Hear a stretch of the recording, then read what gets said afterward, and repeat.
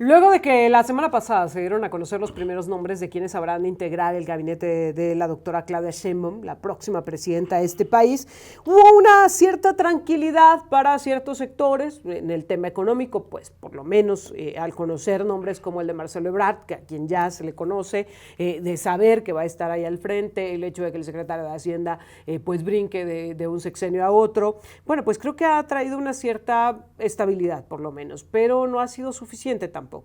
Para el caso de San Luis Potosí, ¿qué representan estos nombres y sobre todo en medio de las problemáticas que estamos enfrentando como Estado? ¿Qué pueden representar estos personajes? De eso platicamos esta mañana con Adriana Ochoa, periodista, la más reconocida en San Luis Potosí, sin duda alguna. Adriana, ¿cómo estás? Muy buenos días. Muy buenos días, Erika. Buenos días al auditorio. Me da mucho gusto saludarte y poder conversar en este espacio justamente de esto. A ver, ¿cómo suenan para San Luis Potosí estos primeros nombres que integrarán el gabinete de Claudia Sheinbaum? Pues creo que como para el resto del país, no sé si la señora Sheinbaum trató de dar un respiro a la oleada que traíamos de incertidumbre respecto a si se iba a comportar o se va a comportar como ha sido el gobierno actual, sobre todo por el lado de la certidumbre para la economía y toda esta oleada de descrédito respecto de la economía, soportada en el anuncio de hacer cambiar todo el sistema judicial para someter a voto popular la elección de los magistrados y de los ministros de la Corte. Yo creo que esto da un respiro precisamente porque son perfiles que no tienen que ver con el estilo que ha tenido este gobierno de elegir a sus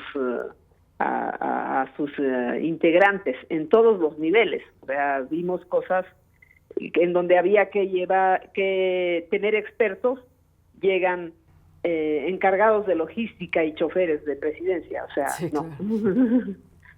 Estamos viendo una diferencia con Claudia Sheinbaum que tiene que ver más con capacidad que con lealtad, a diferencia de con Andrés Manuel López Obrador. Yo creo que sí, pero también ambas. Uy. Como que se va buscando otro tipo de perfil. Incluso rompe con cuestiones que tienen que ver con política.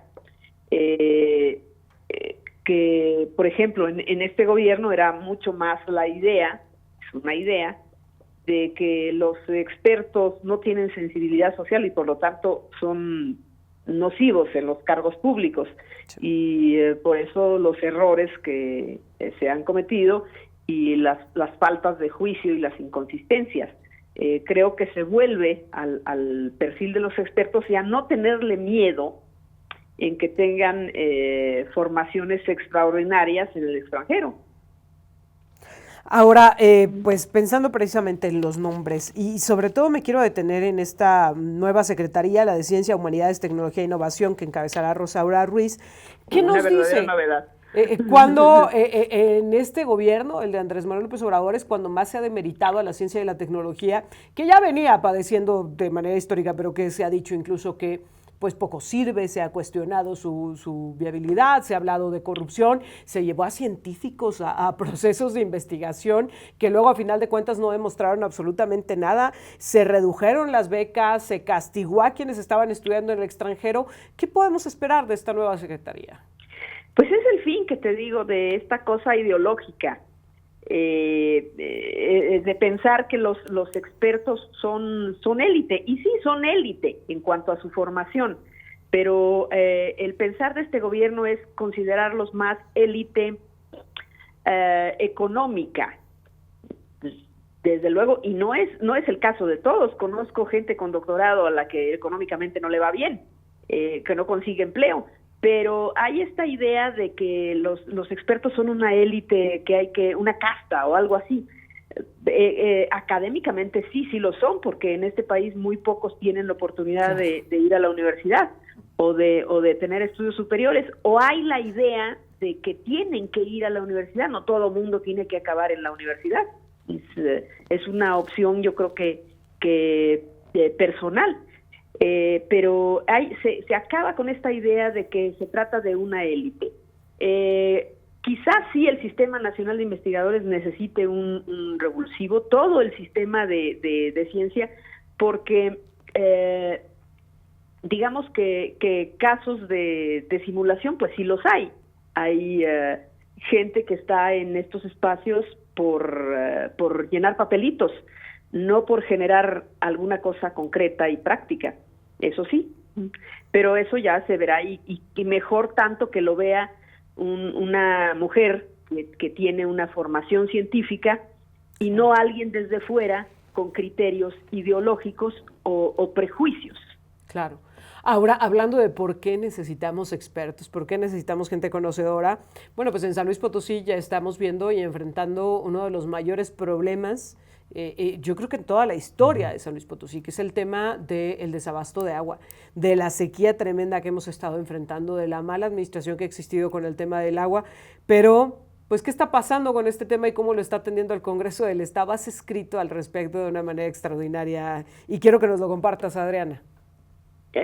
Bueno, el Congreso del Estado siempre ha tenido un papel fatal con respecto de las cuestiones de agua, porque lo ven desde el lado político, de los votos, según ellos. El agua da votos, y desde el lado de la idea de que el agua para el pueblo, sí, nomás que el agua cuesta.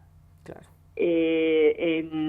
Hay ciudades en el mundo que tienen disponibilidad de ríos. En Canadá, por ejemplo, una botella de agua no te cuesta lo que aquí, ¿eh? Y Canadá tiene ríos y agua para aventar para arriba. Pero aquí no solo falta inversión, sino que hemos encaminado las cosas a subsidiar el costo del agua. Entonces, el Congreso del Estado ha sido un cañoneo constante, dependiendo de quién sea el alcalde en turno, por la preeminencia que tiene la alcaldía de San Luis Potosí, y se entiende. Yo no me imagino al alcalde de Cerro de San Pedro presidiendo el Interapas. Claro. Pues, ¿para qué? Pues, sí, no tiene ni el peso ni atiende la población que tiene que atender.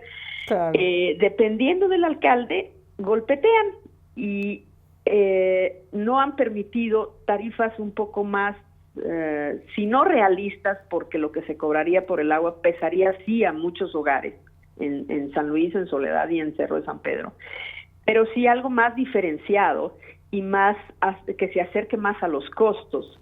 ¿Qué ha sucedido con Interapas? Que cobra agua a un precio que no corresponde con lo que cuesta conseguirla y ponerla en circulación.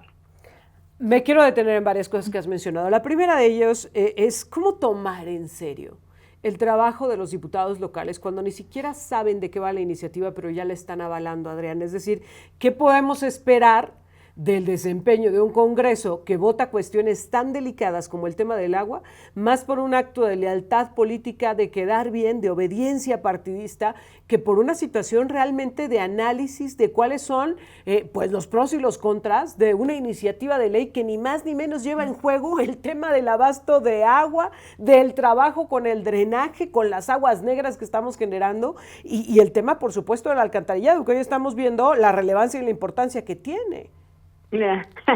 Pues mira, hubo un diputado que ni se tomó la molestia de leerlo y no lo sabía. Dijo.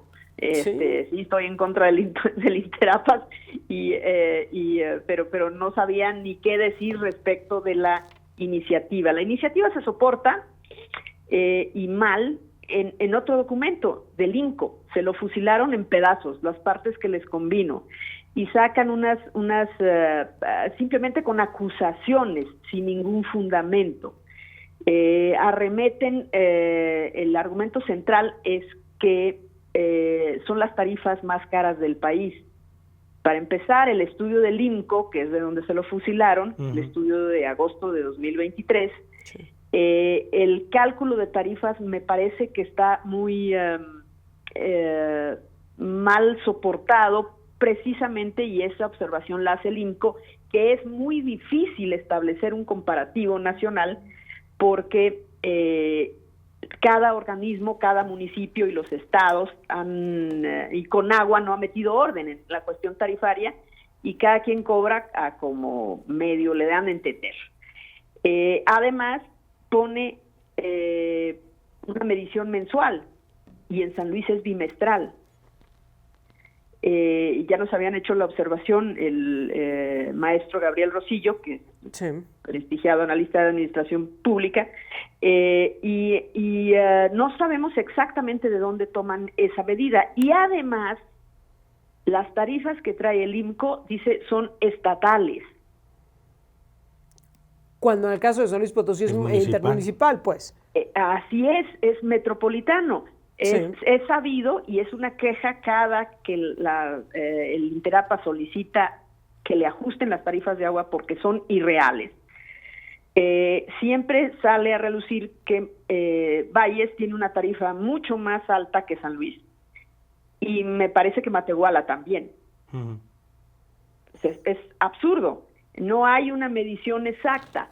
Esa parte se la fusilan, pero no se fusilan otras. La pobreza de inversión estatal en cuestión de agua. Ahora, justamente en esta parte me quiero detener, porque a ver, si partimos de este diagnóstico, el Interapas está mal administrado, mal operado, no garantiza el servicio, pues ahí creo que todos estamos de acuerdo, este es un organismo muy emproblemado. Pero ¿sí? ¿Qué se ha hecho en la colaboración para poder generar la infraestructura que se requiere? Lo mencionábamos al comenzar este espacio esta mañana, maestra, el hecho de que, a ver, ha estado lloviendo a cántaros y de manera constante en San Luis Potosí, pero nos reportan que las presas no tienen ni un 30% de captación, es decir, no ha servido para que se reabastezcan las presas. En segundo lugar, tenemos las calles colapsadas por inundaciones, porque el agua se queda ahí almacenada, porque no son suficientes los drenajes para poder darle salida, pero ahí está. Y a esto lo venimos padeciendo desde hace mucho tiempo y la única administración que tuvo la capacidad, pues para entrarle más o menos a remediar una parte de este tema fue la de Victoria La Bastida, pero se quedó en hacer los cárcamos y no hubo a dónde canalizar el agua porque no hubo una obra complementaria que fuera más allá de las atribuciones municipales y que pudiera tocar al Estado e incluso a la Federación. Y entonces lo único que hacemos es desfogar el agua hacia el río Españita y el río Santiago, pero no le damos un cauce, no le damos pues un aprovechamiento de esa agua.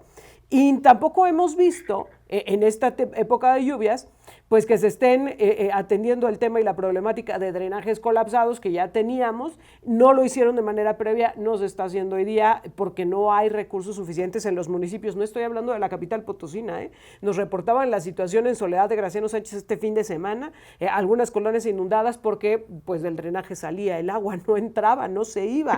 En medio de situaciones como estas. Nadie le invierte porque no se ve. Claro, pero ¿dónde está la colaboración interinstitucional? Mira, este Interapas nace y yo creo que eso es lo que va a ir alejándonos. A lo mejor sí es muy sano, porque la verdad Interapas ha empeorado desde que gobiernos de un solo signo en Soledad han tomado peso ahí. Pero el sueño de hacer metrópoli y de compartir cosas, entre ellas la red de agua potable y de saneamiento. Soledad se encarga del saneamiento, San Luis de generar las fuentes de agua y la infraestructura para llevarla a las casas. Yo creo que eso se va al carajo ya. No hay ya forma políticamente de sostenerlo, se ha convertido en materia de que estén golpeando a cada rato. Entonces, que se separe, sí, que cada municipio asuma sus responsabilidades. En esta crisis de agua, no sé, yo al menos, o no sé si se hizo mucha propaganda, pero vimos a un alcalde de San Luis Potosí como ratón en juguetito de laboratorio, consiguiendo la manera de habilitar pozos. Y Soledad se dedicó a quejarse. Uh-huh. Y no le metieron a quejarse y a cañonear políticamente. Y Cerro de San Pedro, pues mi tío dijo, ese nunca habla.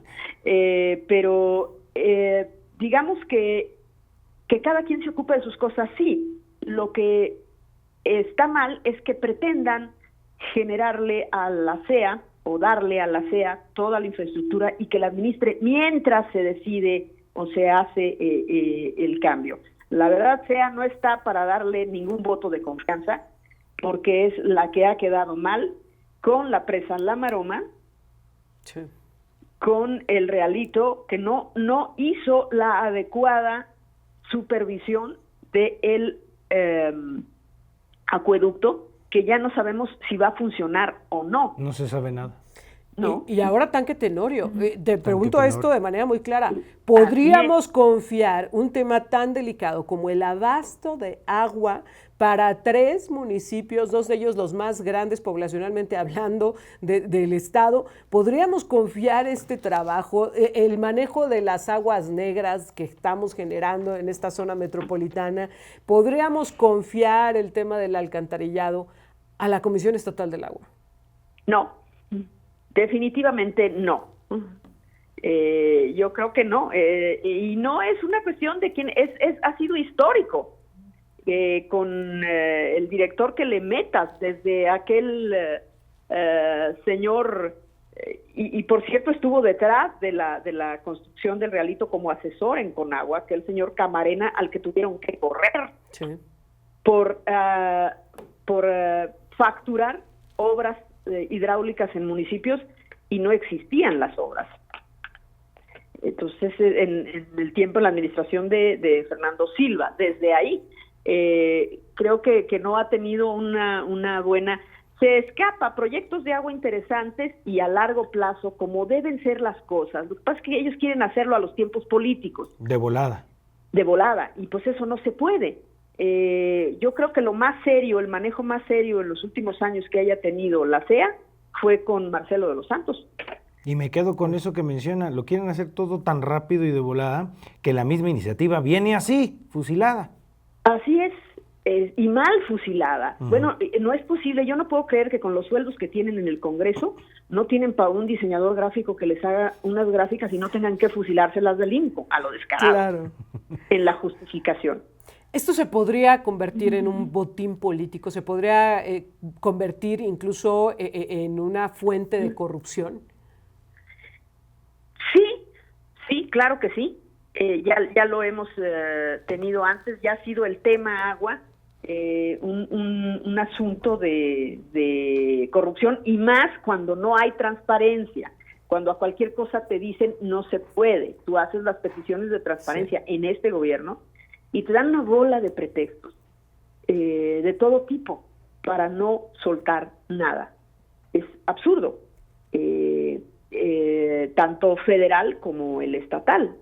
Y la posibilidad de mejorar el sistema de agua va más allá de un trienio, de un sexenio. Eso no lo entienden. El MIG que desecharon era el camino. El programa de mejora integral de la gestión. Así es, ese que se generó y se empezó a trabajar en ello. Victoria Labastida empezó a promover algunas cosas, pero se quedó corta, pero porque va más allá. Claro. Llega otro alcalde y dice, no, esto no sirve, quítenlo, porque no lo voy a ver yo y además está muy caro. Sí, es muy caro, era una inversión muy alta, porque es la que se tiene que hacer, pero trasciende los gobiernos municipales y estatales. Y eso no se entiende. Este tema de transición, como se está planteando en el Congreso del Estado, ¿es un asunto de solución a la problemática o es un asunto de botín político? Creo que no es una solución, empezando. Así como lo están planteando, no. Es muy raquítico, simplemente se deshace, se nombra una comisión ahí decorativa porque no le dan ninguna función expresa de vigilancia de lo que haga la CEA, porque se lo dan a la CEA, y pues hay el comité que siga nomás milando, ¿eh? Entonces no le dan ninguna facultad expresa para influir en cómo será ese reparto, y no hay una sola visión de alguien experto, porque ni siquiera saben cómo está las conexiones como para poder. Yo creo que eso merecía un estudio mucho más claro de cómo está, por ejemplo, el sistema de valvuleo. Cuando falta agua en una parte, te la consiguen de otra y te tandean a todos. ¿Por qué? Porque todo está conectado. Eso ni lo vieron. Ahora, si se está pensando en que el Interapas ya no funciona, que tendría que venir otra solución, si Soledad ha amagado con que se sale y se sale del Interapas, cuando ahora el municipio dice, pues nosotros también, si esas vamos, nosotros también nos podemos separar, esta podría ser una solución, es decir, transitar a organismos municipales como sucede en Matehuala, en León, en Saltillo, en algunos otros lugares donde, por cierto, en León han tenido muy buen resultado con el tema de la operación del agua. ¿Sería esta una mejor alternativa? Yo creo que sería mejor alternativa dejar que sean los municipios integrantes del Interapas los que armen la manera de separarse. Si Soledad tiene tantas ganas de irse, pues ya que vaya sacando busca sus su propia chivas. suerte. No, ha sido de varias administraciones y un amago.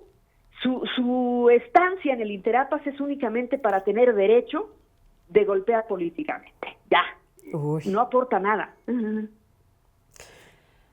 ¿Qué tendría que hacerse para generar una transición como esta en los mejores términos y blindándolo sobre todo de las tentaciones partidistas? ¿Cómo tendría que darse? Que la diseñen los propios integrantes y con la voz de gente que sepa del tema. Y los hay en San Luis. Los ha habido y los hay. Gente que sabe cómo está la cuestión del agua y del saneamiento, que esa parte está en Soledad. Claro. ¿Cuáles son los riesgos? Si esto se toma basado en una situación de lealtad político-partidista, ¿cuáles son los riesgos que estamos corriendo la población? Porque, a ver, los gobiernos son temporales, quienes nos quedamos con el problema somos los ciudadanos. ¿Cuáles son los riesgos para nosotros, Adriana? Si no hay punto de mejora y no te hablo del trienio, pues bueno, los gobiernos malos se sufren y ya afortunadamente se acaba, ¿no? O trienios o sexenios o lo que tengan de tiempo para hacerlo. Lo que tendremos es a la vuelta de 5, no mucho, la inversión en cuestiones de agua como en la de vialidades, que también ahí andamos cojeando, tiene que ser más allá de los periodos de la gente que está al cargo en los gobiernos. Tienen que tener una visión de más largo plazo. Tienes Querétaro que dices, bueno, ¿cómo lograron las vialidades que tienen y han extendido todo? Pues porque los gobiernos se van enlazando los proyectos, no los tiran a la basura en cuanto llegue el siguiente porque no le gustó. Claro. A más largo plazo. Realmente lo vamos a padecer. Si se quieren separar, si hay que separarlos, y yo creo que sí, porque fracasó en San Luis el sueño metropolitano. Sí tenemos una mancha urbana que ya es metropolitana y más allá de Soledad, Cerro de San Pedro y San Luis. Ya hay otros que ya los puedes considerar por la expansión industrial parte de la mancha metropolitana y que a la vuelta de 10 años los vas a tener ya ligado probablemente contigo. ¿Sí? Eso ha sido un fracaso. Creo que este país, el único sueño metropolitano que funciona porque así es el de la Ciudad de México. Las alcaldías están dentro de un régimen metropolitano porque la gubernatura, la que pasa el gobierno federal, está por encima. Claro, pero no en el caso de San Luis. Y me parece muy interesante lo que dices, esta situación de se le quiere dar una solución, se tiene que construir con quienes están involucrados, quienes conocen, quienes saben la problemática, el tamaño del paquete, que significa garantizar el agua, el servicio del drenaje, el servicio del tratamiento de aguas en toda esta zona metropolitana. Pues son ellos quienes tendrán que tomar la mejor decisión y ojalá lo hagan de la mano de los expertos y que esto no se convierta en un tema de obediencia política en donde pues lo que menos importe sean las consecuencias para los ciudadanos, porque lo decías bien, estos gobiernos se terminan, pero nos quedamos los ciudadanos con los problemas encima. Gracias, Adriana, como siempre, por permitirnos platicar contigo. Muy buenos días, Jonathan. Muy buenos días, Erika. Gracias, buenos días. Buenos días. La periodista Adriana Ochoa